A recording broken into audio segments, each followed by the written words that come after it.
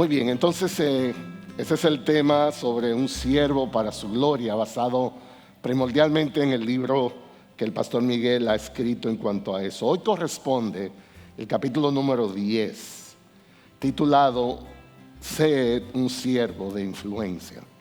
Un siervo de influencia. Déjenme ponerle a 55,000 pies de altura exactamente qué podemos esperar en un capítulo como este. Realmente el título luciría como una contradicción, porque no dice sé un jefe de influencia, lo que dice es ser un siervo.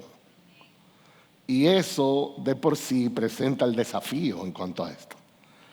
La pregunta es, ¿cómo es posible que un siervo pueda ser de influencia? Eso es exactamente el llamado que Dios nos ha hecho. Por lo tanto, la idea es, ¿cómo yo puedo depender de Dios lo suficiente que haya mucho de Cristo en mí para que otros puedan ser enamorados hacia ese Dios? ¿Cómo puede mi fidelidad a Dios, mi entrega a Dios, el rendirme a Dios, ser un motivo de inspiración para otros? ¿Cómo podemos nosotros hacer una diferencia en el lugar donde Dios nos ha llamado a servir, en la esfera laboral donde Dios nos ha puesto? ¿Cómo podemos ser luz y sal de este mundo? Esa es la idea. Siervo de influencia. Entonces yo quisiera tomar un tiempo introduciendo el capítulo. Hay muchas de las cosas en realidad que lo que yo voy a estar haciendo es citando al pastor Miguel todo el tiempo. Yo le decía la vez pasada, cuando es el autor del libro el que enseña esto, todo le luce, porque él puede hacer los cambios que él quiera, él es el dueño del material. Cuando a uno le toca interpretar al autor, entonces uno tiene que ser muy cuidadoso. Porque si yo digo algo que Miguel no ha dicho, me puedo meter en problemas. Así déjenme ver cómo yo puedo lograr, en fidelidad a lo que él ha escrito, inspirar esto. En realidad la meta es que ustedes sean inspirados a venir al libro. No todo lo que dice el capítulo lo voy a hacer aquí, porque de hecho entonces yo lo que haría es leerlo. Yo he tratado de sacar las ideas principales para animarles. Hay mucho material aquí. Bueno, el texto clave está en Mateo capítulo 11, verso 29. Dice el Señor Jesucristo, hablando primordialmente a sus discípulos, pero a todos nosotros también: aprended de mí, que soy manso y humilde de corazón. En el contexto, en Mateo, es una de las más hermosas invitaciones que un ser humano puede recibir.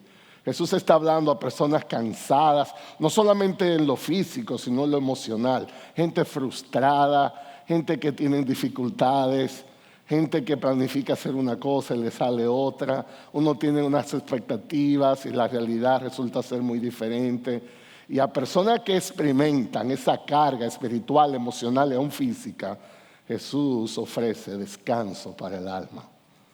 Y esta frase es parte de esa invitación.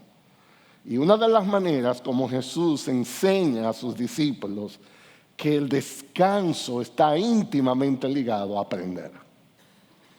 El descanso de Jesús se alcanza en la escuela de Jesús. Y Jesús exhortó a esta gente atribulada, cansada, drenada emocionalmente. ¿Quieren descanso? Entonces tienen que aprender de mí. Y específicamente, aprender de un buen maestro. Aprender de Jesús. ¿Qué debemos aprender de ese maestro? Es humilde, es manso. Y aquí comienza todo. Esto es extremadamente interesante. Este versículo, como dice en la pantalla, citado aquí, contiene una de las frases más conocidas de Jesús. Lo que Jesús concibió como más importante para sus discípulos que aprendieran de él fue esto: mansedumbre y humildad. Jesús pudo haber dicho muchísimas cosas aquí. Jesús pudo haber dicho: aprender cómo yo hago los milagros, aprender la logística, cómo yo me muevo en las ciudades, aprender muchas cosas de esos que ellos vivían al lado de él. Pero lo que Dios en la persona de Jesús encontró más apropiado es desafiar a sus seguidores a aprender esto de Él. Él es manso, Él es humilde. Eso en esencia resume el carácter.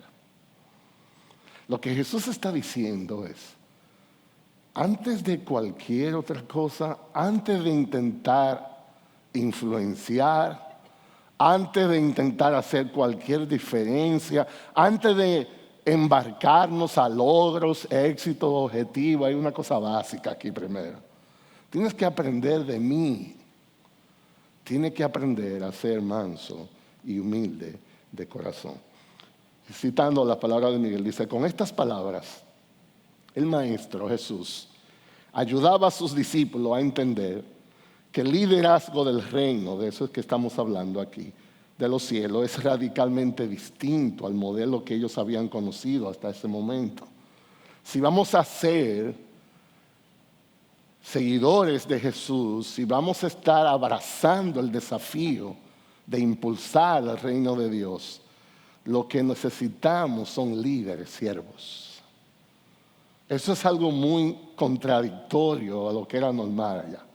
¿Recuerdan ustedes? Para el tiempo de Jesús, el liderazgo espiritual que regularmente estaba alrededor era algo muy diferente. Esas eran gente arrogantes, gente que se sentían superiores, gente que estaban en distinción. Y Jesús simplemente, como decimos, volteó todo lo relacionado a esto. Exactamente lo contrario. Jesús quería que la grandeza estuviera en lo interno, no en lo externo. Y una vez más, vemos cómo Cristo está más interesado en lo que somos antes que lo que hacemos. Esa es la tesis de este libro. Y nosotros, yo recuerdo, me tocó enseñar el primer capítulo aquí. Hay que ser antes de hacer. Jesús estaba clarito en esto. Hay muchas técnicas que podemos aprender de hacer cosas. Hay muy buenos entrenamientos, literalmente para lo que usted quiera en la vida. El punto es lo que eres. El punto es tu carácter. Decirle, esta semana yo tuve la oportunidad de visitar una de las escuelas de béisbol aquí en la República Dominicana. Eso es un mundo aquí en República Dominicana. Y hay inversiones millonarias para esos muchachos que están jugando. Y ellos empiezan su carrera en la parte más básica. Y uno de los encargados de la escuela me decía, el reto, el desafío es el mismo. No son sus habilidades deportivas. El punto es, ese muchacho será capaz de construir un carácter. Es decir, la oportunidad ya la tiene. Ya entró al sistema. De hecho, ya tienen bonos. Ya de hecho hay dinero. El desafío va a ser este. ¿Tendrá el carácter para poder desarrollar esa carrera? Y eso no solamente se aplica a los deportes, eso se aplica a lo que usted quiera.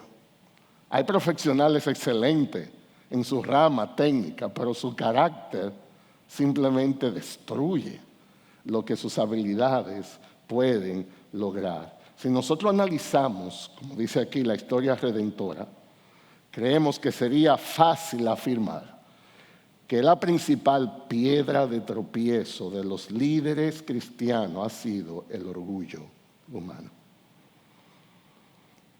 Hay tantas historias alrededor. Usted revisa la historia antigua, la historia real, actual, y es lo mismo. Algunos se van encumbrando y se llenan de orgullo y sencillamente quedan descalificados. Dios está en un solo negocio. Dios está en el negocio de promover su gloria. Y Dios no comparte su gloria con nadie. Con nadie. Entonces, si la idea es servir a Cristo, el orgullo es una contradicción. Déjenme decirle esto, no solamente en líderes. Yo decía a alguien en una consejería hoy, ser cristiano y orgulloso, eso es una contradicción. Eso es una contradicción. Porque usted está diciendo que por pura gracia Dios lo salvó. Usted está diciendo que por una labor que Jesús hizo hace 2000 años, Es la razón por la cual Dios lo acepta hoy. Usted está diciendo como cristiano que lo único que sostiene su vida, la única mágica interpretación de donde estamos hoy es por la cruz. Es decir, todo le ha sido dado. Entonces la pregunta es, ¿orgullo de dónde? Eso es una contradicción. No hay nada peor en este mundo que un cristiano orgulloso, porque él está con sus actos negando su teología. Nosotros como creyentes debiéramos ser los seres más agradecidos del planeta. Los creyentes debiéramos ser los hombres más humildes del mundo. Es impresionante que Dios me dio su perdón a pesar de lo que soy. A pesar de lo que soy. Y si esa es una verdad que aplica a todo creyente, mucho más a los líderes. Las caídas pueden ser muy diversas, pero si pudiéramos establecer un común denominador, tendríamos que concluir que ciertamente el autor de Proverbios tenía razón cuando dice esto. Dice Proverbios 16, 18, delante de la destrucción va el orgullo, delante de la caída la altivez de espíritu.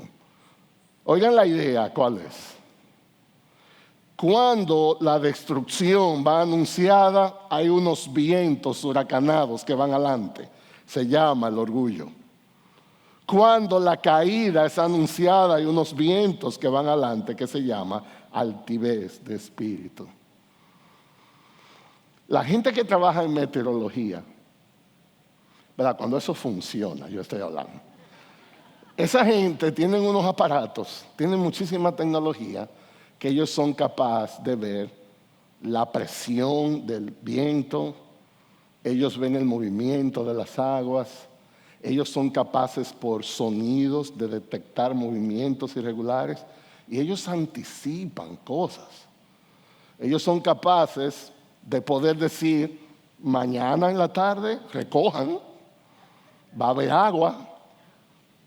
Cuando lo hacen bien, vamos a decir así. Bueno, lo que Proverbios está diciendo es algo similar.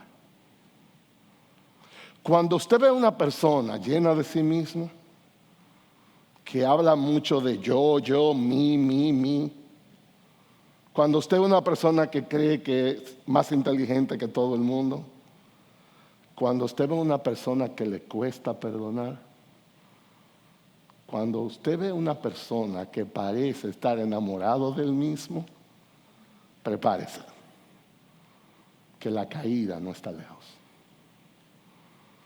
El orgullo va delante. Y es un anuncio. Y yo creo que este texto ha cobrado más fuerza alrededor de la historia. Nosotros no pudiéramos pasar el resto de la noche trayendo ilustraciones de esta verdad. Como cuando el orgullo llena el corazón, entonces Dios lo abandona. Dios lo deja caminar solo. Dios se deleita en el humilde. Dios al altivo lo mira de lejos, pero Dios ama el corazón humilde. En la Biblia encontramos algunos casos. El caso de Saúl en el Antiguo Testamento, el caso aún de Pedro en el Nuevo Testamento. Miren este caso de Jesús y Pedro. Miren esto, qué interesante. Esto es una de las narrativas más importantes en el Nuevo Testamento. La idea es, se está acercando uno de los momentos más amargos de Jesús en el Getsemaní. Jesús está cumpliendo el llamado de morir en una cruz para poder hacer posible nuestra salvación. Jesús está compartiendo su corazón con sus allegados. Está haciendo algunas advertencias. Y dice aquí, en Mateo 26, verso 31, entonces Jesús les dijo, señores, yo estoy, por un momento, escuchen esto, es Jesús hablando.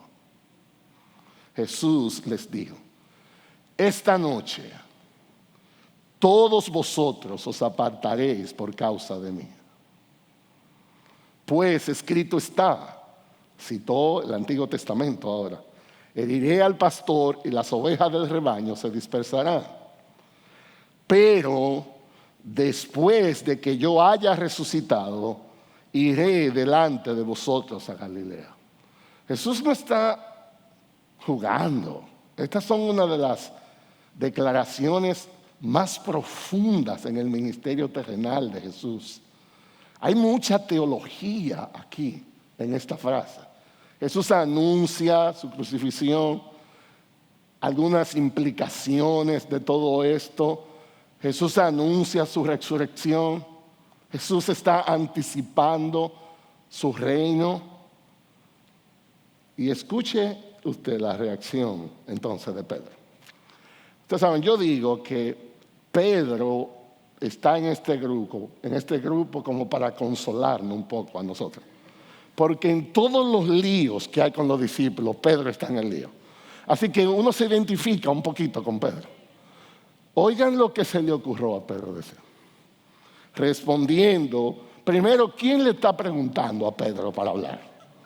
Nadie le está preguntando nada, pero él tenía que hablar. Él sentía que si no decía algo se iba a morir, se iba a ahogar. Respondiendo, le dijo, aunque todos se aparten por causa de ti, yo nunca me apartaré. Mire, si usted le dice eso al pastor, está bien porque el pastor es un ser humano. A Jesús tú le vas a decir eso. El que te hizo, el que sabe lo que está pasando. Pedro le dijo a Jesús, tú estás equivocado. Poniéndolo en dominicano, Pedro se defendió. Yo no sé qué es lo que había en el corazón de Pedro, cuáles eran los temores. No había necesidad de Pedro meterse en este asunto. Pero es el orgullo que nos hace ver lo que no somos. Jesús les dijo, pero fuiste tú el que hablaste. Déjame aclararte algo. En verdad te digo que esta misma noche, antes que el gallo cante, tú me negarás 3 veces. O sea, déjame ponértelo un poquito más aterrizado, Pedro. Tú particularmente me vas a negar 3 veces. Esta noche. ¿Saben lo que hizo Pedro? Pedro le dijo, aunque yo tenga que morir contigo, jamás te negaré. Y como siempre pasa, solo se necesita un loco para contaminar el grupo. Todos los discípulos dijeron también lo mismo. ¿Usted se lo puede imaginar esto? Imagínense el grupito. Pedro fue el primero en hablar. Al lado dijo, no, yo no. Y uno a uno iban diciendo lo mismo. Sí, yo estoy hablando del momento más difícil de Jesús. Eso es exactamente lo que el orgullo hace. Pedro confiaba más en sus palabras que en las palabras del Señor Jesucristo, que acababa de dar la advertencia. Lo que muchos pasan por alto es que ese orgullo humano que crece en su propia sabiduría y conocimiento no estaba solo en Pedro, sino en el resto del grupo. Eso es lo que somos nosotros en alguna manera. Todos nosotros tenemos una dosis de esto. Y la idea es, eso fue un anuncio de una negación, pero hoy en día Jesús nos habla en su palabra. A veces abrimos nuestras Biblias y Dios tiene demandas para nosotros. Y Dios nos habla directamente. Nosotros percibimos por el poder de su Espíritu que Dios nos está hablando. Y Dios nos está desafiando. Y Dios está pidiendo una obediencia de fe. Y nosotros decimos, eso no es así. Aunque no lo digamos con palabras oralmente, con nuestras vidas decimos, estás equivocado. No es así. Una de las simplezas que muchas veces cometemos es ignorar la magnitud del peligro. Muchas de nuestras caídas es por una raíz de orgullo, porque nos sentimos muy seguros. Y nosotros ignoramos las advertencias que Jesús nos da en su palabra. El orgullo en el ser humano es lo que frecuentemente le impide ver sus debilidades, sus grietas de carácter, hasta el punto incluso de impedirle buscar ayuda antes de que ocurra la caída. Lo más razonable debió ser que si Pedro escucha de su Señor decir, esta noche vas a negar. Yo creo que una persona con 2 dedos de frente le hubiera dicho, ayúdame. No quiero hacer eso, ayúdame. ¿Cómo escapo de eso? En vez de decir, yo nunca te negaré. Eso es exactamente lo que el orgullo hace. El orgullo bloquea el discernimiento de necesidad y sentimos que no necesitamos ayuda.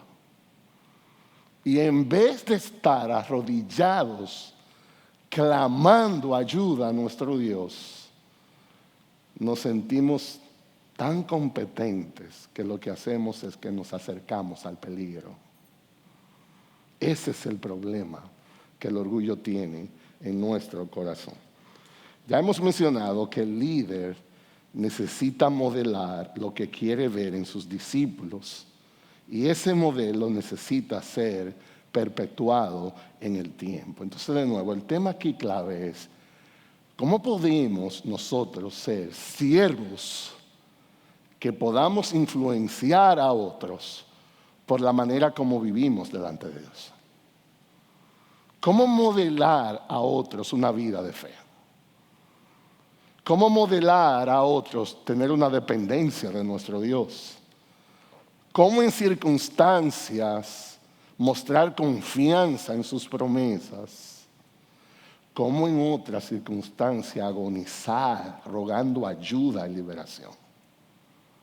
¿Cómo influenciar a otros por la manera como dependemos de Dios? La idea es que el líder pueda modelar de una manera continua y creciente el carácter de Cristo.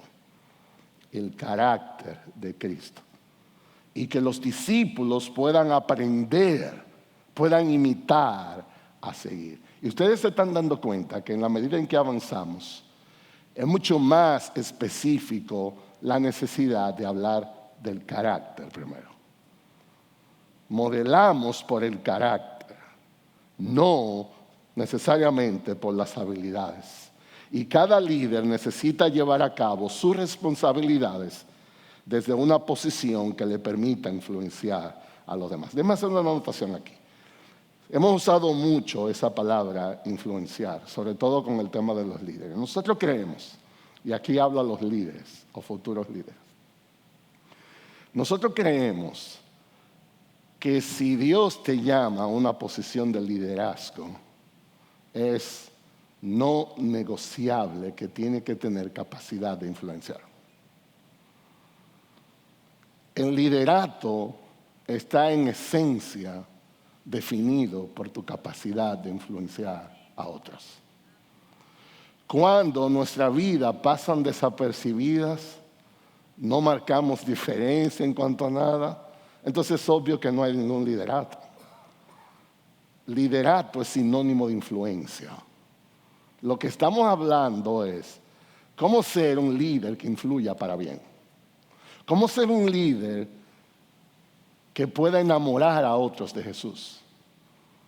Cómo ser un líder que trace desafíos para que podamos ir más profundo en nuestra relación con nuestro Dios. De eso es que estamos hablando. Pero en esencia, todo líder tiene capacidad de influencia. Si no la tiene, está descalificado para el liderato. El líder, por ser líder, trae una influencia. De lo que estamos hablando de nuevo aquí es, ¿cómo podemos influenciar para bien? ¿Cómo podemos influenciar para la extensión del reino? Algunos lo hacen desde una posición de humildad. Otros, quizás la mayoría, liderean desde una posición de jefatura a causa del orgullo que hemos estado analizando. Entonces, la idea de lo que el pastor Miguel presenta en este libro es ¿cómo podemos desarrollar, establecer un liderato que pueda funcionar bajo un esquema de humildad? Nosotros no andamos buscando jefes, andamos buscando siervos, pero siervos con capacidad de influencia. De eso es que estamos hablando aquí, de humildad. El orgulloso disfruta de lo que lo reconozcan como jefe, mientras que el humilde lidera modelando como lo hizo nuestro Señor Jesucristo. Pero de nuevo, como enfatizábamos, el punto es que todo líder, siervo, debe apuntar hacia la persona de Jesús. Lo que queremos es que estos jóvenes, estos hombres que están bajo nuestra esfera de influencia, imiten a Jesús. Lo que queremos es enamorar a la gente de Jesús. Me decirle, ese es un trabajo que solo Dios puede hacerlo. Es un llamado que Dios hace. Pero la idea es que el anhelo de un verdadero líder es que sus discípulos lo superen en amor por Cristo. Un líder disfrutaría ver sus discípulos crecer. No hay competencia, lo que hay es devoción. Nuestro gozo está en ser cada vez más como Jesús. Entonces, esto se trata de Él, no de nosotros. Es a Él a quien servimos. Dice Primera de Pedro, capítulo 2, 21, porque para este propósito habéis sido llamados. Ahí está la idea. Hay un propósito. Dios nos llamó con un objetivo. Pedro aquí lo establece, dice, pues también Cristo sufrió por vosotros, dejándonos un ejemplo para que sigáis sus pisadas. Jesús no se quedó en el cielo, en un escritorio con aire acondicionado, dando órdenes como un jefe. Él vino. Ustedes saben toda la historia de esa humillación de Jesús. Si usted lee el libro de Filipenses, sobre todo Filipenses 2, habla de que Jesús no estimó el ser igual a Dios como algo que aferrarse, sino que se despojó de eso. Era Dios. Dios, toda la existencia fue hecha a través de Él, por Él y para Él. Y Jesús dijo, me despojo por amor a nosotros. Siendo Dios, voluntariamente decidió hacerse hombre. Y como decíamos, no se conformó con hacerse hombre, se hizo el menor de los hombres. La mayoría de los que estamos aquí nacimos en un ambiente de mejor condición que lo que el Hijo de Dios nació. Y no se conformó con hacerse hombre, murió por los hombres. Y no se conformó con morir, eligió la peor de las muertes, la muerte de cruz. Ahí morían los ladrones, los perversos, los desechados. Dios, hombre, el peor, pobre como hombre, muerte y muerte de cruz. Y Jesús dice, imítame. Trata de vivir como yo viví. Líder siervo es el que imita a Jesús. Líder siervo es el que sufre por el bien de otro. Líder siervo es el que confirma que Jesús tenía razón al hacer esto. Vivir para su gloria. Vivir para su gloria.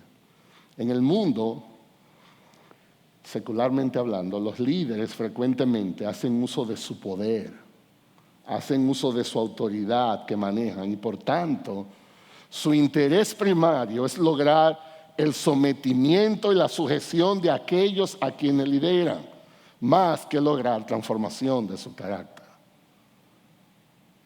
Cuando la gente gobierna por exaltarse a sí mismo, lo que quiere es gente que hagan lo que ellos digan.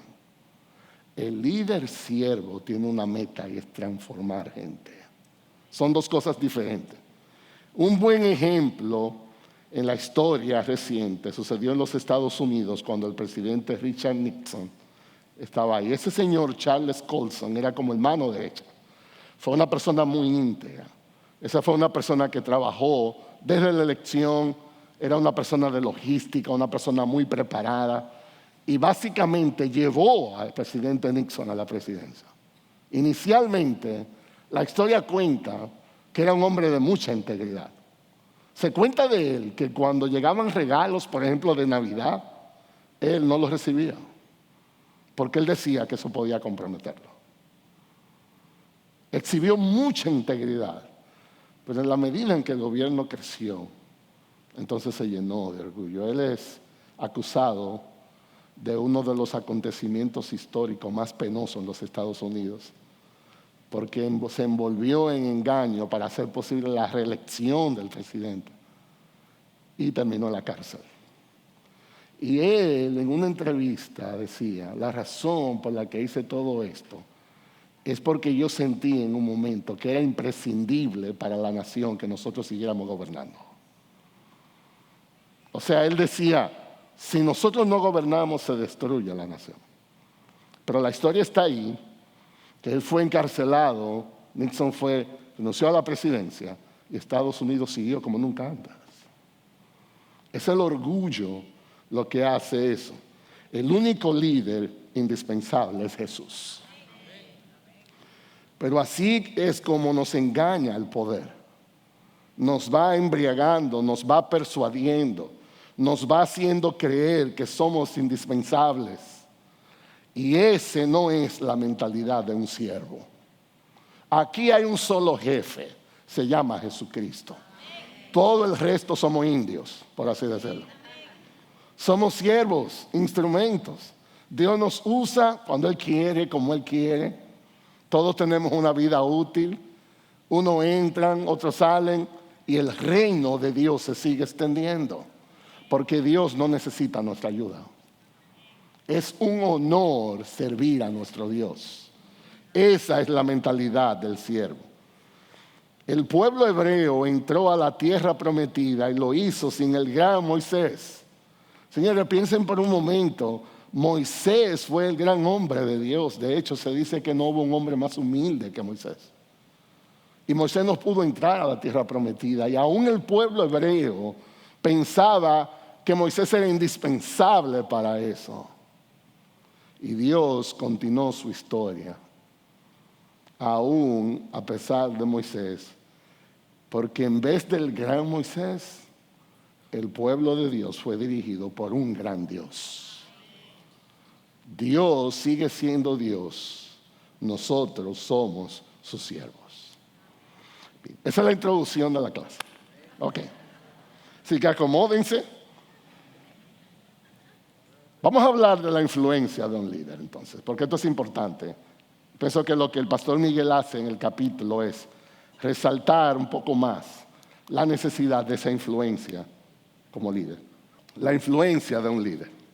Déjeme decirle, yo estoy orando que si esta clase sale bien, el que no haya leído el libro lo va a leer. Esa sería mi meta. Así que yo estoy casi aquí como un vendedor, por así decirlo. Yo voy a hablar un poquito de posición versus influencia. Cuando uno oye esa palabra, influencia, entonces nosotros nos imaginamos a alguien que tiene posiciones necesarias para poder hacer eso. ¿Cómo combinar esto? ¿Cuál es el balance de estas cosas? El líder puede ocupar una posición y lograr que la gente haga lo que ordena sin que necesariamente logre cambiar el carácter de las personas que lidera. Esto es muy importante. Si la meta es transformación, entonces la posición es irrelevante. En el lenguaje del mundo, influencia es sinónimo de posición. En el lenguaje creyente, influencia es sinónimo de carácter. La idea de un líder siervo es transformar vidas. La idea es que ellos queden impactados para Jesús. La transformación del carácter debiera ser la meta de todo líder, porque sería una forma importante de preparar a las personas para cuando la cabeza falte. Cristo, por encima de cualquier líder de la historia, logró preparar el liderazgo que dirigía el movimiento, modelando un estilo de vida. Lo que Jesús hizo fue reproducirse. Lo que Jesús hizo fue impactar esas vidas para siempre. Posición versus carácter. Entonces, así como hay posición versus influencia, posición versus carácter. Cuando alguien ocupa una posición de altura, suele suceder que los demás lo codician, pero muchas veces Dios a propósito no nos otorga la posición para trabajar el orgullo en nosotros primero. Todo el mundo tiene aspiraciones, aún en la vida de fe. La pregunta es si tiene el carácter necesario para ser usado por Dios. Escuchen esto. Hay una anécdota que se cuenta del pastor Charles Spurgeon. Ese es el príncipe de los predicadores, uno de los hombres que Dios más usó en Londres en aquellos tiempos. Se cuenta que había un jovencito en la iglesia que estaba muy enamorado del ministerio. Él quería predicar la palabra y ya ustedes saben la historia. Él quería que le dieran el púlpito, él quería hacer muchísimas cosas, tenía una gran pasión por servir. Y se cuenta que él se le acercó al pastor Spurgeon y le dijo, mire, yo tengo fuego por esto, yo quiero que usted considere el asunto. Entonces el pastor Spurgeon le dijo, o sea, que tú aspiras al ministerio. Sí, yo estoy listo. Yo quiero predicar. Y él le dijo, con la sabiduría que lo caracteriza, vamos a hacer una cosa, mira, vamos a juntarnos en mi casa esta tarde. Y hablamos los dos. Y el joven dijo, por supuesto, ¿a qué hora? A tal hora. Entonces el joven llegó a la hora que era. Y él salió a la galería de su casa y le dijo al joven, qué bueno que esté aquí, vamos a hacer una cosa. Espérame un momentito, yo voy a hacer algo y yo salgo en un momento. Y el joven dijo, con mucho gusto. ¿Sabe lo que hizo Charles Spurgeon? Se acostó. Durmió una siesta que él dormía los domingos en la tarde después de la predicación. Y a la que sé yo cuántas horas, Spurgeon salió otra vez. Y le dijo al joven, pero usted está aquí. Y él dijo, usted me dijo que me esperara. Y él dijo, yo puedo trabajar contigo. Tú tienes un corazón para trabajar esto. Porque es más importante lo que somos que lo que hacemos. Si nosotros nos ofendemos por cualquier tontería, este es el peor lugar donde estar. Porque Jesús advierte que por causa de Él vamos a sufrir. Una de las cosas, y yo le voy a abrir mi corazón ahora aquí como pastor, una de las cosas que yo he recibido como mayor confirmación de Dios en mi vida, el ministerio, es por los sufrimientos que uno experimenta. A veces hay gente que uno lo ayuda. Ayudar significa decirle lo que necesita oír, no lo que quiere oír. Y la persona se ofende. Y la persona dice de todo. Y la persona se duele y lo ofende. Y la pregunta es, ¿cómo responde mi corazón a eso? Y una de las confirmaciones que Dios ha usado en mi vida para eso es aprender a amar a pesar de eso. Porque el llamado es hacia Dios, no es hacia mí. Pero si una cosa de esa hace que me deprima y me vuelva loco, entonces este no es el sitio. Porque en el mundo tendréis aflicción. El amor prohíbe el silencio. Y para estar en el ministerio hay que saber sufrir por Cristo. Esto no se trata de popularidad. Esto se trata de fidelidad. Entonces necesitamos eso. Es un siervo. El dueño de la iglesia es Jesús. Es lo que Él diga que aquí se va a hacer. Me guste o no me guste. Déjeme decirle, a veces uno se molesta por una tontería. Yo le estaba hablando a un pastor en estos días que él estaba demasiado enojado porque alguien no le reconoció algo. Yo le dije, pero hermano, vamos a hacer una cosa. ¿Te han crucificado alguna vez? ¿Todavía no te han crucificado? Pues estamos bien. Porque si a Jesús lo crucificaron, entonces vamos bien todavía. Pero a nosotros nos aterra sufrir. Nosotros todo lo escalamos a un nivel de injusticia. Y muchas veces Dios usa ese sufrimiento para santificar el corazón. Necesitamos cultivar humildad en el corazón. Entonces la posición solo nos da el lugar para que nuestro carácter manso y humilde ejerza la influencia. Lo peor que puede suceder es una persona en la posición sin el carácter. Eso es una bomba de tiempo, porque usará la posición para él. Y ahí se pierde la bendición de Dios. Algunos frecuentemente suponen que la posición que ocupan es señal del carácter que poseen, cuando en realidad esas dos cosas pueden estar divorciadas por completo entre sí. Alguna gente dice, si yo estoy aquí es porque alguien vio el carácter. No, hay gente que se pone ahí. Y muchas veces la pregunta es, ¿y quién te ha dicho que tú eres? Hay gente que ellos mismos se denominan apóstoles, por ejemplo. Y yo digo, ¿pero quién le dio el certificado? ¿De dónde salió eso? Y viven vidas inmorales. Y cuando la gente le dice, un pastor no puede hacer eso, es un apóstol. Y la pregunta es, ¿apóstol de quién? Porque ese no es el modelo que Jesús exhibió. Somos siervos. Siervos es la idea. Muchos usan la posición como un uniforme que disfraza sus inseguridades, como una manera de no dar a conocer las grietas del carácter, para sentirse mejor con ellos mismos. Hay gente que tiene un sentido de superioridad que desde su posición él ve pequeño a todo el mundo. Eso se llama inseguridad. Inseguridad. Hay gente que necesita eso para poder estar en paz. Ellos necesitan el control, si no se sienten mal. Eso no es liderazgo. Cristo nunca necesitó ocupar una posición. Nunca. De hecho, la tenía, pero no sintió necesidad de quedarse ahí. Su sentido de seguridad no estaba en posiciones, sino en una relación con Dios el Padre. Quien trabaja nuestros temores no es nuestro poder. Quien trabaja nuestros temores es nuestro Dios. Nuestras inseguridades, nuestros temores debemos llevarlo a nuestro Dios. Él es quien sana de esas cosas. Dice Mateo 22:16.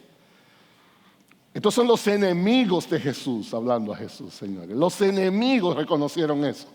Dice Mateo 22:16, le enviaron sus discípulos junto con los herodianos diciendo, Maestro, sabemos que eres veraz. Señores, yo estoy hablando a la gente que buscaba para crucificarlo. Aún ellos reconocían esto. Eres veraz y enseñas el camino de Dios con verdad. Y no buscas el favor de nadie porque tú eres imparcial. Eso se llama no temer a los hombres. No temer a los hombres. Me he dado un testimonio personal también. Yo sé que ustedes me van a seguir amando a pesar de todo lo que ustedes escuchan de mí. Pero déjenme decirle, una de las cosas más difíciles en mi vida que yo tuve que vencer para venir al ministerio se llama el temor de los hombres. Yo le tenía terror a la gente. Si había una persona en una esquina a quien yo le tenía miedo, yo prefería dar la vuelta en la cuadra para no pasar cerca del temor que yo le tenía. Y esa fue la lucha más grande en el ministerio. Cuando Dios me llamó al ministerio, esta era mi pregunta. ¿Yo tendré el valor para honrar a mi Dios? Sin importar cómo se llame el que esté en el medio. Y esa fue una lucha grande en mi vida. Y Dios me sanó. Pero déjeme decirle, yo recuerdo en mis primeros años como pastor, tener que hablar a la gente. Y el pantalón y la camisa estaban mojados del sudor. El miedo que yo sentía para decirle a la gente. Y en la manera como Dios me dio de su gracia, yo aprendí. Déjeme decirle esto. Lo peor que le puede pasar a una gente es entrar al ministerio y tenerle temor a los hombres. Eso es una tragedia. Eso es una tragedia. Porque Dios nos ha llamado a ser fieles. Y hay cosas difíciles en el ministerio. Hay gente a quien uno ama que hay momentos que hay que amonestarlas. Hay gente de influencia y poder a quien hay que amonestarlas. La única manera de hacer algo así es que uno esté muy seguro en nuestro Dios. Yo sé que Dios no nos va a fallar. Yo sé que Dios está detrás de todo esto. No importa lo que pueda pasar. Pero hay que temer a Dios antes que a los hombres. Y eso es parte de ser un siervo. Cuando el líder se ve en la necesidad de reclamar su autoridad, es indicativo de que no la tiene. Y muchas veces los demás no lo reconocen debido a sus debilidades de carácter que él mismo no ve, a pesar de que los otros han observado múltiples veces. Hay gente que ellos reclaman que lo reconozcan. Ya de por sí eso es una contradicción. Miren, yo recuerdo cuando era un estudiante de la universidad, yo estudié en Santiago, en la Universidad Católica Madre Maestra, un campus muy grande, y yo no sé qué pasó un día, que cerraron las puertas por seguridad. Hubo un accidente adentro de la universidad y cerraron las puertas. Y yo estoy en la puerta, que quiero salir, pero no puedo salir, porque hay una orden que no se puede salir. Y vino un profesor en su carro, una persona muy preparada, yo lo conocía muy bien porque era mi profesor, estudié en Francia, una persona súper preparada. Y esa persona llegó a la puerta, yo estaba ahí, yo estaba al lado del agente de seguridad. Y él se dijo, voy a salir. Y el señor de seguridad le dijo, señor, escúchame, hay una orden de que usted no puede salir. Y el hombre dijo, ¿usted escuchó bien lo que yo le estoy diciendo? Y el de seguridad dijo, yo creo que sí, que yo escuché bien. Yo le estoy diciendo que yo voy a salir. Y el hombre de seguridad, muy tranquilito, le dice, señor, yo lo escuché bien. Yo no sé si usted me escuchó a mí. Hay una orden de que no se puede salir. Y ese hombre se desmontó del carro. Y fue con esta arrogancia, donde este hombre humilde de seguridad, que no tenía nada que ver con eso. ¿Usted sabe quién soy yo en esta universidad? Y cada vez levantaba más la voz. Yo estaba ahí, yo era una persona, yo lo que tenía era 19 años en ese entonces. Yo hasta asustado estaba, pero nunca se me olvida. ¿Usted sabe quién soy yo en esa universidad? Yo aquí represento la que sé yo qué internacional. Y el hombre cada vez hablaba, y el señor de seguridad le dijo, mire, yo no sé quién es usted. Yo lo que le estoy diciendo es que usted no va a salir de aquí. Pero, ¿por qué esta arrogancia? ¿Por qué esta necesidad? Y así hay en todo. Hay gente que quiere imponerle al otro las cosas. Y es un sinónimo de que Dios no le está dando el reconocimiento. ¿Ustedes recuerdan la historia de David? Cuando lo fueron a buscar, David era el menor, David ni estaba en eso. Pero había más aparente que él. Y se equivocó el profeta varias veces. Pero Dios dijo, yo quiero aquel. Entonces esto es importante. Dios elige sus líderes. Dios hace un llamado a esa gente. Dios prepara a esa gente. La realidad es que no se trata de cubrir nuestras grietas simplemente, sino de cambiar todo lo externo como resultado de haber cambiado todo lo interno. Dios capacita a sus líderes. Señores, Moisés es uno de los ejemplos más impresionantes. Yo nunca me canso de pensar. Si había una persona preparada en ese tiempo, era Moisés. Ese individuo estudió en el palacio del faraón con los mejores filósofos de la época. Sabía de todo, filosofía, matemática. Yo no sé qué más estudiaba en ese tiempo. Yo no sé si habían computadora, pero lo que sea, Moisés sabía. Un tipo de 40 años, aparente, preparado, sabía hablar. Y el tipo dijo, yo soy líder. Agarró y salió y se equivocó varias veces, mató a un egipcio. Y ni los hebreos lo reconocieron. Porque Moisés dijo, no, es que yo lo voy a defender. ¿Y quién te ha nombrado a ti para defendernos? Le dijeron.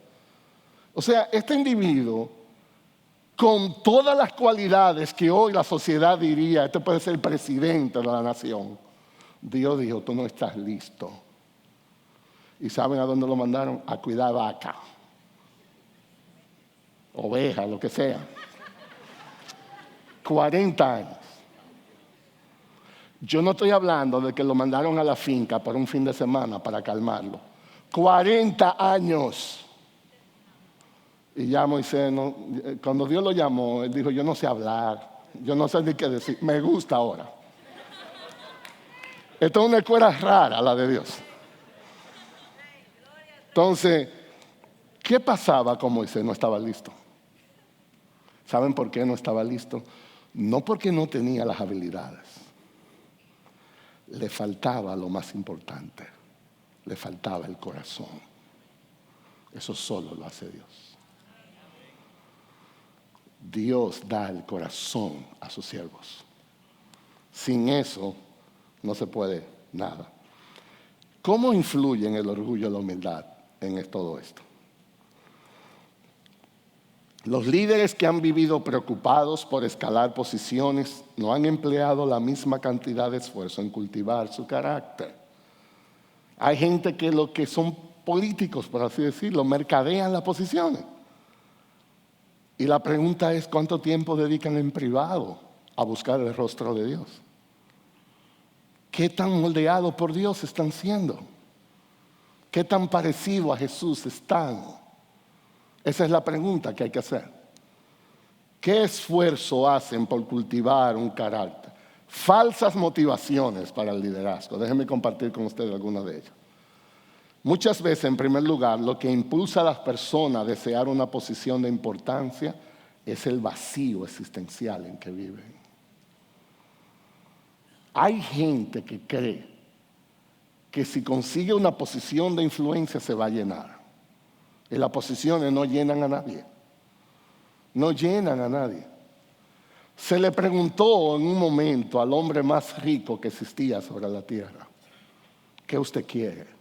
Y él dijo, un poco más. Ni sabía lo que tenía de tanto. Pero él dijo, un poco más. Porque esas cosas no llenan a nadie. Lo peor que puede pasar es aspirar a una posición para llenar un vacío. No, a la posición se aspira cuando ese vacío ya esté lleno. Porque a la posición no se va a demandar, sino a dar. Lo peor que puede existir es una persona en posición en el ministerio sin nada de Jesús que dar. Porque se va a secar. En segundo lugar, otro motivo de la sed por la posición es la inseguridad. De eso hablábamos un poquito ahorita. La inseguridad le dicta al corazón, mientras más poder, más tranquilo vas a estar. Y no es verdad. La posición no resuelve ese problema. La confianza en Dios lo hace. La realidad es que a ese tipo de líderes frecuentemente se les obedece, pero no se les respeta. Hay una historia de una profesora que estaba dando clase a unos adolescentes en los Estados Unidos. Y había un jovencito de eso que estaba medio descuidado, no estaba poniendo atención. Y la profesora se molestó mucho y le habló de una manera incorrecta. Y le habló de muy mala manera delante del curso. Le usó de unos apodos incorrectos para que se sentara. Y el niño se quedó de pie. Y la profesora siguió levantando la voz, básicamente con palabras irrepetibles. Tú no te vas a sentar, tú sabes quién te habla. Y el niño se quedó así. Y la profesora fue al donde estaba el niño y lo agarró por el hombro y lo sentó en la silla. Y entonces el jovencito le dijo a ella, profesora, oiga bien, yo estoy sentado, pero en mi corazón yo estoy de pie. ¿Usted cree que ese niño aprendió la lección? Hay gente en posiciones y el otro lo obedece por deber, pero no por respeto. Ese jamás podrá ser un líder de influencia. Porque el verdadero líder despierta admiración. El verdadero líder, la gente le sigue porque lo admira. Más particularmente porque es un siervo que refleja a Jesús. Ese es el poder de un siervo de Dios, que el otro puede ver a Jesús en él. Por eso lo sigue, por eso lo admira. Déjeme dar una aplicación particular. Yo estoy feliz que el pastor Miguel no esté aquí. Una de las cosas por la cual yo amo tanto a Miguel es por eso. Él me desafía a amar a Dios. Hay veces que yo estoy solo con él y hablamos de cosas y yo me voy para mi casa y yo digo, ¿y qué hombre es este? ¿De dónde, de qué planeta que este hombre salió? Pero eso de Jesús me hace enamorarme de él. Ese de Jesús me hace que lo admire tanto a él. Él me enseña a amar más a Cristo. No por autoritarismo, sino por modelarme una vida que ame a Cristo. De eso es que estamos hablando aquí. Dice Santiago 1, 22 al 24, sed hacedores de la palabra y no solamente oidores que se engañan a sí mismos, porque si alguno es oidor de la palabra y no hacedor, es semejante a un hombre que mira su rostro natural en un espejo, pues después de mirarse a sí mismo e irse, inmediatamente se olvida de qué clase de persona es. Lo que en esencia Santiago está diciendo es un hombre que la palabra no le impacta. Es un hombre que la palabra no lo transforma.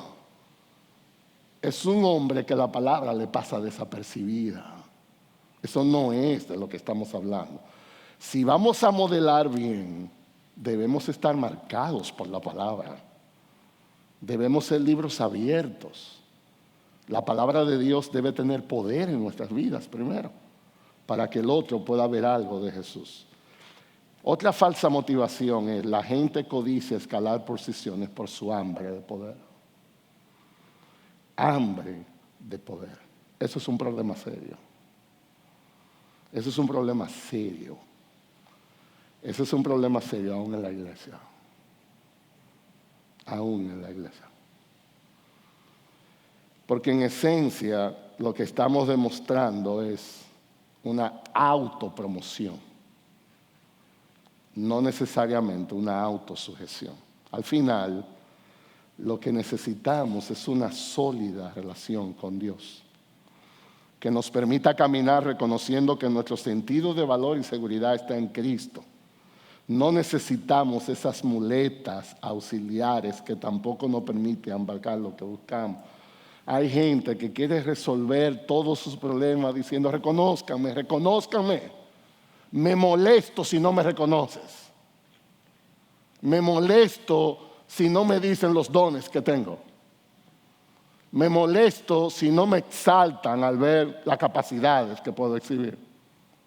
Estoy reclamando que ustedes no ven lo que yo veo. Ese es un problema. Porque debería ser al revés. Debería ser que otros ven lo que tú no ves. Que te humillen diciendo, ¿sabe qué, hermano? ¿Sabe qué, hermana? Dios te ha dado mucho en esto y tú no lo ves. Eso es lo que debe de pasar. Cuando hay esa sed de poder por llenar un vacío, eso no es un buen indicativo de que estamos listos para un liderazgo cristiano. El uso del poder para liderar nunca fue el ejemplo del Señor Jesucristo. Nunca. Y ese es el modelo que debemos seguir. Miren de nuevo a Pedro aquí. Esto es Pedro y Jesús. ¿Recuerdan ustedes cuando fueron a buscar a Cristo para ser crucificado? Lo iban a apresar. Es una situación muy delicada porque es presionante en el ministerio. ¿Cómo respondió Jesús? ¿Cómo respondió un Pedro? ¿Cuáles fueron sus motivaciones? Dice, y cuando los que rodeaban a Jesús vieron lo que iba a suceder, es decir, que iban a apresar a Jesús para llevárselo, ellos dijeron, Señor, heriremos a espada. Y uno de ellos hirió al siervo del sumo sacerdote. ¿Sabe lo que hizo? Le voló la oreja derecha. Literalmente con una espada. Respondiendo Jesús dijo, deteneos, basta de esto. Y tocando la oreja al siervo lo sanó. Y luego agregó, ¿ustedes no saben de qué espíritu yo soy? Esto no se trata de violencia. Esto no se trata de poder. Esto se trata de fidelidad. Piensen por un momento en esto. Quien estaba ahí era Jesús, Dios y hombre. Jesús que podía hablar al mar y lo aquietaba. Jesús que podía hablar al viento y lo calmaba. Y vinieron a apresarlo. ¿Necesitaba Jesús ayuda para defenderse? Esto es una locura. ¿Cuál es el problema ahí? La motivación. ¿Qué movió a uno de una manera? ¿Qué movió a otro de otra manera? Y eso es exactamente lo que el líder necesita decidir en cada ocasión. ¿Reaccionaremos para glorificar a Dios o reaccionaremos para cumplir nuestros propósitos personales? ¿Qué nos mueve en este mundo? ¿Cuál es la meta principal? ¿Dios es exaltado o mi comodidad? ¿Dios es glorificado o a mí me va a ir mejor? ¿Qué está de por medio en nuestras motivaciones? Un líder siervo vive para promover la gloria de Dios. El líder necesita ser más grande que las ofensas que se cometen contra él. Y debe poseer un corazón perdonador de cualquier herida. Necesitamos cultivar una piel bien gruesa, un corazón bien grande. Si vas a estar en el ministerio, necesitas un corazón muy grande, que te van a ofender, te van a herir. A veces yo decía a un hermano en estos días que se sentía muy desolado por algunas cosas, tenía muchos problemas. Yo le decía, mira, yo no entiendo bien todo lo que tú me estás contando, pero oye bien, tú como que tienes demasiados problemas. Yo quiero ser honesto contigo. Yo no creo que los edificios son tan altos de estos problemas, hablando gráficamente, sino que tu vuelo es bajito. Estás chocando demasiado. Levanta el vuelo. No te ofendas tan fácil. ¿Por qué nosotros nos ofendemos tan fácil? Esa es una pregunta honesta que yo le estoy haciendo. ¿Por qué nosotros nos ofendemos tan fácil? Si Jesús fue a una cruz por salvarnos. Pero sobre todo los líderes deben tener ese corazón. El abuso del poder es una forma pagana de ejercer el liderazgo. No se trata de eso. Dice 1 de Pedro 5, 1 al 3. Por tanto, los ancianos entre vosotros, exhorto yo, anciano como ellos, y testigo de los padecimientos de Cristo, y también participante de la gloria que ha de ser revelada. Esto digo a los ancianos. Pastoread el rebaño de Dios entre vosotros, ¿cómo? Velando por él. ¿Usted cree que eso es fácil? No por obligación, sino voluntariamente. Hay gente que dice, ay mi madre, ahora voy a tener yo que salir a visitar a esta gente con este problema. ¿En serio? ¿Y tú crees que tú debes estar en esa posición entonces? Si te pesa tanto hacer eso. Debe ser voluntariamente. Como quiere Dios, no por avaricia de dinero, sino con un sincero deseo. Tampoco como teniendo señorío sobre lo que han sido confiados, sino demostrando ser ejemplos del rebaño. Yo no sé si más claro de ahí es necesario. Siervos que sienten gozo al servir a Cristo, que sienten honra al ser llamados para eso. Los líderes humildes, formados por Dios, dirigen su pueblo fielmente, al ser ejemplo del rebaño, tal como lo hizo Cristo a su paso por esta tierra. Déjame decirle, yo quiero dar una nota de equilibrio. Yo no estoy diciendo que todos los pastores están ahí, uno lucha con muchas cosas, pero en el fondo es el gozo que uno experimenta al servir a Cristo. No se trata de yo ser grande, se trata de yo lucir pequeño para que Dios sea engrandecido. De esto es que se trata aquí. El orgullo se enoja ante el cuestionamiento porque ve toda pregunta como una amenaza. Hay gente que no se le puede preguntar porque ellos dicen que se le está faltando a la autoridad. Y eso no es verdad. Eso se llama inseguridad. Yo recuerdo Yo creo que le he hecho el cuento a uno de ustedes. Nosotros tenemos una hija que estudió en una universidad y estudió teología y aprendió idiomas originales, griego, hebreo, como su papá. Entonces un día de esas vacaciones, ella venía a la casa y estamos estudiando nuestras Biblias y yo, ustedes saben, un individuo que fue a un seminario, yo dije en mi devocional, miren, en el idioma original esto dice esto. Y ella, papi, déjame decirte algo, eso no es lo que dice en el idioma original. Y yo me quedé pensando, mire esta muchachita, que yo le cambié los pañales. Yo por dentro pensando, ¿cómo que ahí no dice eso? Soy yo el que estoy diciendo. Y ella, papi, oye, no es eso lo que dice. Y mi morena, que estaba al lado, me hizo así. Ella no te está respetando, o sea, quién te está. Y yo tuve que pedir perdón, otra vez enfriarme. Porque ella lo que me estaba diciendo era una observación. Porque yo tenía que enojarme por eso. Pero el orgullo hace que uno no se sienta que me está contradiciendo. No te está dando una observación. Que si tú tuvieras la madurez y la humildad, aun cuando sea incorrecto, tú puedes explicar. Entonces ese es el corazón que necesitamos nosotros aquí, en todo esto.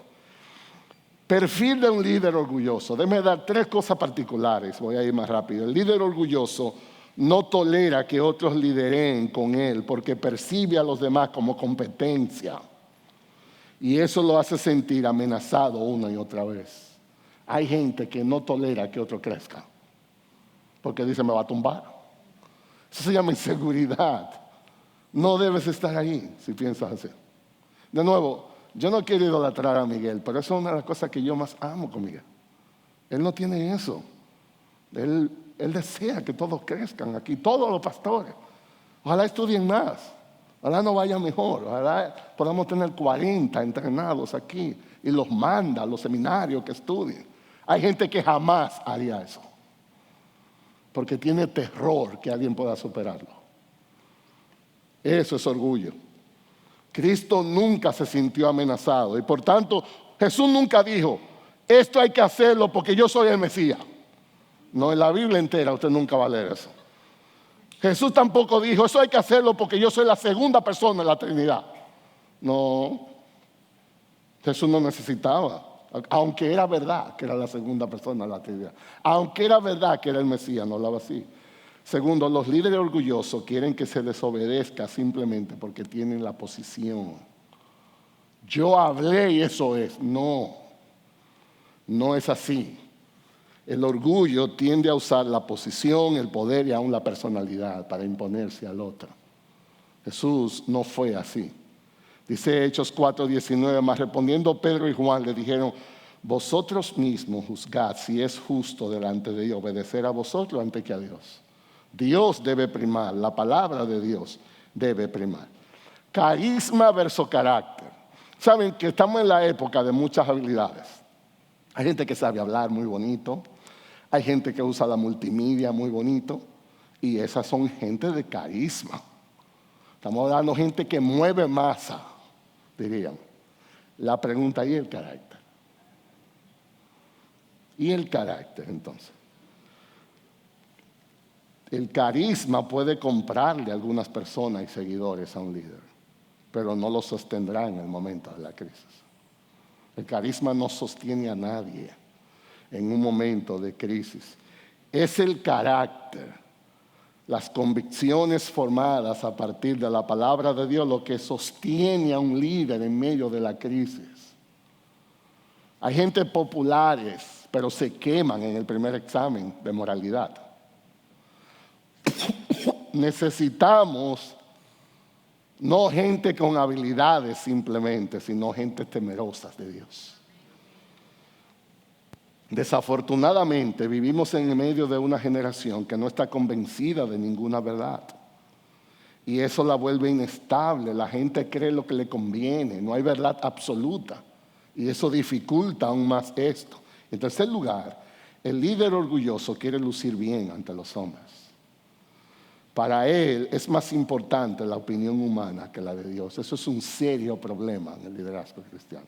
Miren un ejemplo en la Biblia. Esta es una de las cosas más increíbles de la Biblia. Esto es Samuel. Ustedes recuerdan la historia. A Samuel le dijeron, a Saúl le dijeron, perdón, vamos a hacer un sacrificio, un tema de adoración.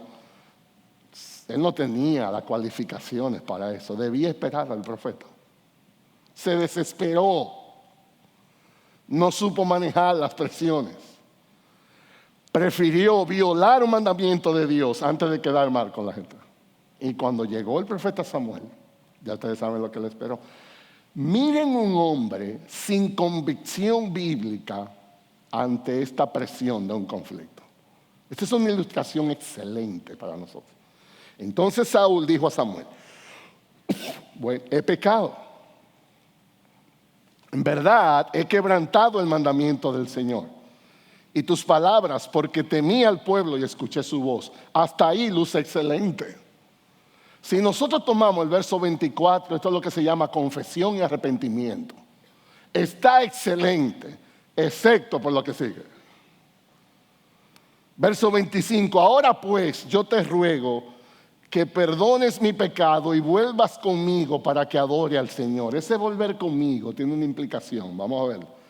Pero Samuel respondió a Saúl, no volveré contigo, porque has desechado la palabra del Señor, y el Señor te ha desechado para que no seas rey sobre Israel. Saúl, tienes un problema, tu problema es con Dios. Tú has desobedecido a Dios y Dios te desechó. ¿Y qué pasó? Dijo Saúl, bueno, ayúdame, ora por mí. ¿Qué tengo que hacer para...? No, esa no era su preocupación. Escucha su preocupación. Y Saúl dijo, he pecado, pero te ruego que me honres ahora delante de los ancianos de mi pueblo y delante de Israel, que regrese conmigo para que yo adore al Señor tu Dios. Oigan cuál era la preocupación de Saúl. A él no le importaba lo que Dios pensaba. Él le dijo a Samuel, yo he pecado, pero oye bien, ven conmigo para que la opinión del pueblo no sea tan negativa. Déjame meterme ahí en la alabanza un ratico, para que la gente suponga que no fue nada tan malo que hice. Él quería minimizar la realidad espiritual. Ese es el problema de un líder sin convicción. A él le preocupa más la opinión de la gente que la opinión de Dios. Aquí hay algunas preguntas de autoevaluación. ¿Te consideras superior a otros? ¿Quieres que otros crean que tiene todas las respuestas? ¿Quieres que otros te consideren una persona humilde? ¿Creen los demás que tienes problemas con el ego? ¿Te resulta difícil pedir ayuda? ¿Tratas de controlar las situaciones o las personas? ¿Buscas llevar a cabo la voluntad de Dios o la voluntad tuya? Nosotros todos tenemos que examinar el corazón en cuanto a esto. Déjeme venir ahora rápidamente porque se me ha ido el tiempo. A diferencia del perfil de un líder orgulloso, miren el humilde. Los líderes humildes no confían en su sabiduría, ni en su preparación, ni en sus logros, ni en sus dones, ni en sus talentos, sino que su confianza está depositada exclusivamente en Dios. Ellos prueban sus ideas en la palabra, ellos abiertamente escuchan sugerencias. El punto aquí es honrar a Dios, no ser inteligentes. El Señor nos ordenó aprender de Él porque nosotros vivimos aprendiendo de todo el mundo, menos de Él. Dice el texto que leímos, aprender de mí, yo soy la fuente. Vivimos en una sociedad que estamos bombardeados por donde quiera con cosas que la gente quiera que aprendas. Y aprendemos de todo menos de Dios. De los periódicos, del internet, de opiniones de la gente con intereses. ¿Qué dice Dios? ¿Cómo yo estoy lleno de esa palabra? En segundo lugar, la humildad piensa primero en el bien del otro. Eso no es natural pensar así, pero un verdadero líder humilde piensa en el bien del otro. Eso es lo que encontramos en la palabra. Dice Filipenses, nada hagáis por egoísmo, nada hagáis por vanagloria, sino con una actitud humilde. Cada uno de vosotros considere al otro como más importante que a sí mismo, no buscando cada uno sus propios intereses, sino más bien los intereses de los demás, considerando al otro como más importante. Eso es ser un líder. Estas son las preguntas que nos pudieran ayudar cuando considera los gustos, la preferencia, los deseos, los intereses, los puntos de vista de los demás, antes que considerar los tuyos. Y yo doy una aplicación particular aquí, no solamente a los líderes, a los esposos, en los matrimonios, a los padres con los hijos, que están considerados, somos de ellos. Cuando al tomar decisiones, piensa primero en cómo afectará a tu hermano, no en cómo te beneficiará a ti en tus planes. Cuando estás dispuesto a sacrificarte a favor del otro, a una expensa del precio que tengas que pagar. ¿Cómo estamos considerando a los demás en ese sentido de humildad?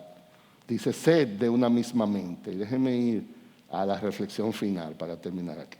¿Qué aprendemos entonces de todo esto? Hay 4 cosas que yo puse aquí. Iglesia, en primer lugar. A la hora de formar líderes, eso no podemos hacerlo a la ligera. El proceso es tan importante como el producto final. Eso toma tiempo. Eso toma el tiempo de Dios. Cristo se tomó mucho tiempo para formar a sus discípulos. Y nosotros no podemos olvidar eso. El carácter no se forma de la noche a la mañana. Todo lo que tiene calidad requiere esfuerzo, requiere tiempo, oración. En segundo lugar, los líderes de hoy necesitamos recordar continuamente el valor de la integridad. Es más importante ser que hacer. Diariamente vivimos en una tensión entre lo que queremos hacer y lo que debemos hacer. Y lo único que sostiene eso es convicción bíblica. Tener el temor de Dios. Tercero, la humildad es tan valorada que muchos están dispuestos a pasar por alto algunas de nuestras debilidades al apreciar la humildad. La humildad es más importante que esos dones. Uno ama más el humilde a pesar de que no sea la cosa del otro mundo, porque Dios ama al humilde. Debemos aprender a ver más el valor de la humildad. Y finalmente, tengamos presente que después de la aprobación de Dios, lo más importante en la vida de un líder no es la posición que ocupa, no es el título que ostenta. Lo más importante es la integridad de su carácter. ¿Quién es en privado delante de Dios? ¿Cómo su vida y sus palabras están sincronizadas? ¿Cómo es su vida delante de Dios? El talento es un don, pero el carácter es una elección que uno hace. No olvides que tu carácter es formado para bien o para mal cada vez que toma una decisión. Y la pregunta es, ¿cómo estamos decidiendo delante de Dios? Jesús, al hablar a sus discípulos, le dijo así: aprended de mí, que soy manso y humilde de corazón. Que Dios nos conceda en su gracia que podamos ser siervos de influencia, siervos que podamos vivir para su gloria. Amén.